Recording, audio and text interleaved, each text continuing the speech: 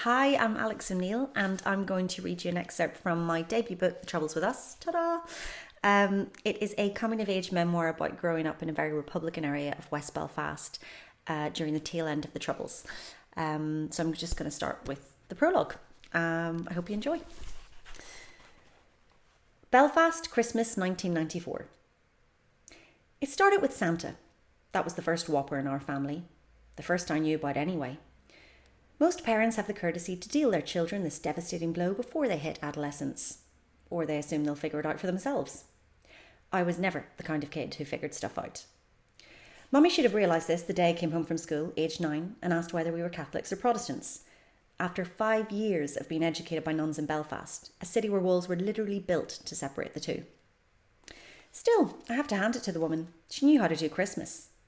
On the 10th of December every year, the day after my sister Tony's birthday, out would come bowls of cinnamon-scented acorns, felt mice dressed as choristers, and a hand-knitted tableau of snowmen representing each member of the family. Daddy's been on at her for years to remove his snowman's earring, a painful reminder of his Bono phase. In the run-up to the big day, Tony and I would find letters from Santa on our bedroom windowsills. He'd praise, in my case, what few scholastic achievements had occurred that year, and call out behavioural abnormalities. Dear Alex, you've been such a good girl this year, and I'm pleased you're doing well at school. Though Sister Blanet has suggested you consider directing plays at break time and not during her maths lessons. However, I'm troubled to hear you've been making your sister wear a loincloth and taking her for walks around the area in a wheelbarrow. This is not on. Please stop, or I'll have to put you on the naughty list. Love you, Santa. It was an effective disciplinary strategy. Anytime Mummy invoked one of the Holy Trinity, Santa, the Tooth Fairy, and the Easter Bunny, I'd ease up in the ritualistic humiliation of my younger sibling for a few weeks. It wasn't just the threat of a Christmas without presents or a carb-free Easter, because what child doesn't enjoy the caffeine-rich and calcium-free alternative to chocolate, that kept me in line. You see, as long as Santa and his ilk existed, you got to be a child. You didn't have to deal with grown-up faffs like work and lodging checks and extracting cocktail sausages from the VHS player. Daddy's yet to see the funny side. And periods. When I was 11, Mummy gave me the lowdown on menstruation during the school run.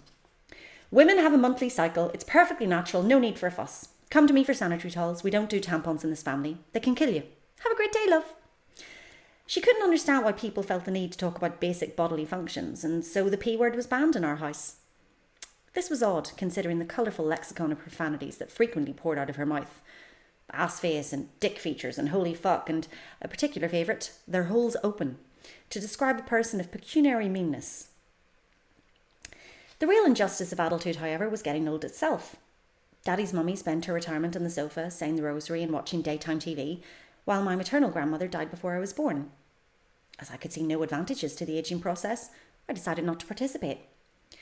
When friends with older siblings who had cruelly relieved them of their childish notions attempted to enlighten me with the truth about Santa, I refused to listen. Sacrilege, slander, a pox in your houses. Yet the evidence was mounting. First, there was the Christmas Eve I caught Daddy putting together the toy petrol station I'd asked for. It was the 90s. Oil was sexy.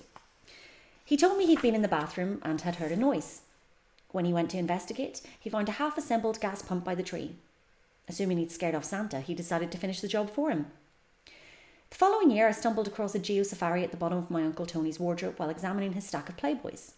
As it happened, the interactive educational toy was number 1 on my Christmas list. The year I turned 12, the penny finally drops. Or rather, it's hurled right between my eyes with spectacular force. I'm in my second year of an all-girls convent grammar school on the Falls Road. My classmates believe in many things. A united Ireland, a free Palestine, and despite the denouement of their relationship years earlier when she dumped him for Michael Hutchins, the enduring love between Kylie and Jason. They also believe that a man who invites you to sit in his lap and call him Father Christmas is asking for a kneecapping. It's a Monday in early December. Our form tutor asks us what we got up to over the weekend, so I fill my peers in on our day trip to Lapland. We flew out to Finland on the Saturday morning, went on a reindeer sleigh ride, met the elves, hung out with the big man, and were back in time for stars in their eyes. I await the sighs of envy. Whack! A swift, sharp smack across the back of my head. The blow is administered by Aisling, the good-natured hard-ass everyone is keen to get on the right side of. Are you wise in the head, wee girl? There is no Santa. She starts laughing, her gold hoops bouncing around her cheeks like planetary orbs. The rest of the class join in, But there's no malice in Ashleen's teasing. Ever since our mothers met at the school gate on our first day and insisted we walk to assembly together, Aisling has had my back. While we aren't exactly friends, she tolerates my eccentricities and has never threatened to beat me up after school, which is always nice. She shuffles towards me now and speaks softly. Seriously, Alex, your ma and dad buy you presents. Everyone knows that. Just ask them. Aisling has always been upfront with me in the past.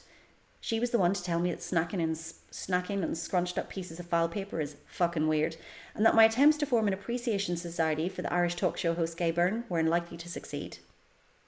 I decided to bite the bullet later that week at Daddy Devlin's house.